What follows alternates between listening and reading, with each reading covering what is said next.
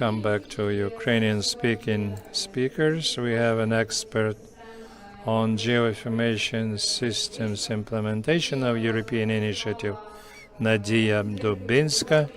She worked on supporting development and implementation of 5 geoinformation systems in local councils in Ukraine as a minimum. And now she continues working on implementation of modules of data collection on damage in Mykolaiv and other places. I have a question to you. Summing up your experience, how was it? How did it work? How difficult it was to implement new business processes, bearing in mind that data was collected, acquired, there was processing, that after war, lots of things changed. We see active trend in Ukraine of closing down many registers, closing data. So how important it is to open data through such instruments at local and national level, because we are in a situation of war. How can we find this the best balance, and what challenges do we face in creation of new instruments? We have 10 minutes.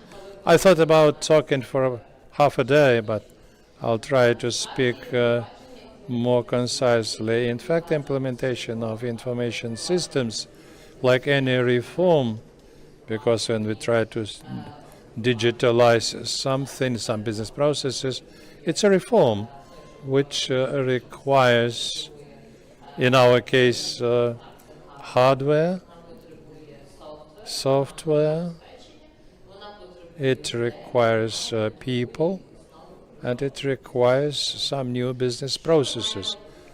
What did we have before the war full scale? With these things, it was possible to work somehow in the context of allocated budgetary funds, using international technical assistance. What happened after full-fledged invasion in places where we worked for many years, like Mariupol, for example? It's my pain, because a lot has been invested there. We did a lot of work there in order to digitalize everything to maximum extent, but what happened after that? Hardware may be destroyed. Software also does not work properly if we don't have internet connection. So what happens to our people? People are either are killed by shelling, or they go to the army, or they live abroad. And business processes, for example, to agree allocation of land plot in the city of Chernivtsi and the city of Mykolaiv, there are 2 very different things. And Alexander told us about the register of damaged and ruined property, but in the city there is a register of land parcels as well, and the so-called land cadastre. And this land cadastre helped to save the city, because part of the land management cases were digitalized, and this cadastre allowed the city to function in a very difficult war situation under shelling and so on, so allowed for function of all geoinformation systems in the city. What else was the result of a large-scale war? That all were very scared.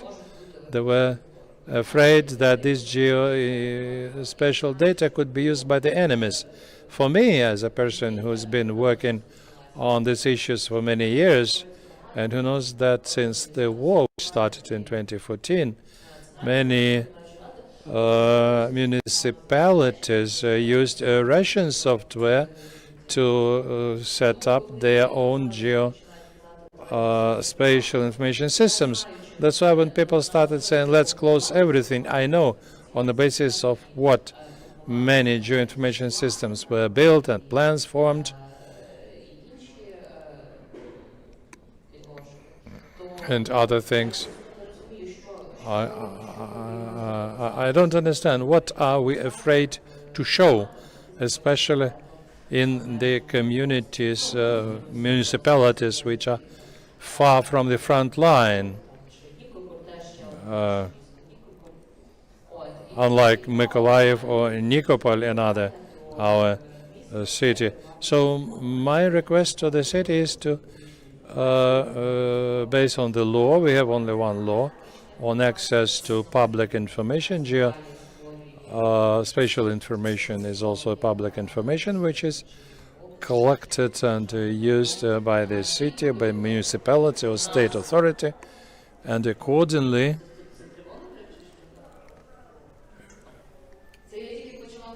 is it an air raid alarm? I just only started to speaking. So we should be guided by this law, because according to this law, any limitation must be justified by the law. If we think that Putin will attack a place if we make public data on trees in the city, and I'm talking about city, I can't understand this. I understand that we cannot make public the data on military facilities or any other important data concerning military. So here I believe that we need to change this approach. And I like the example which Alexander gave about his mother, that cockroaches like situation when we don't have data. It's true. Coming back to the war, I unfortunately,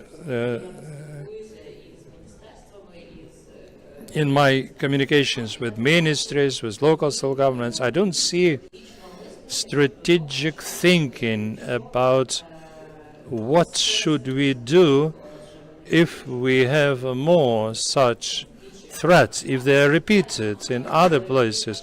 How do we protect our hardware, or should we protect it, or we should go to clouds, or how to maintain the functional side of our work?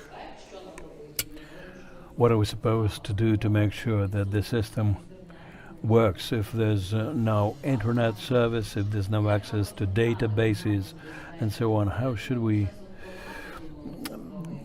safeguard ourselves from all that?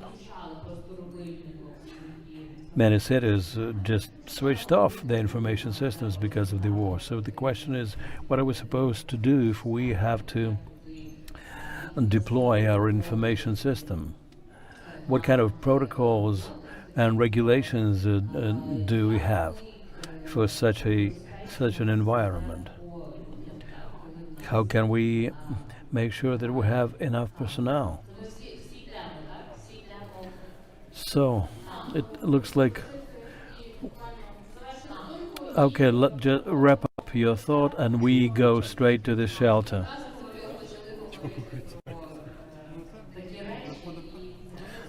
Well, it's a pity, but I hope you got the gist of what I had to say. Thank you. We thank all our speakers. Unfortunately,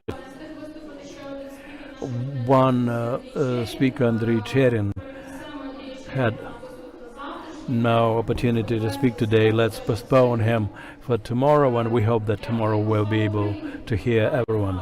Thank you, and glory to Ukraine.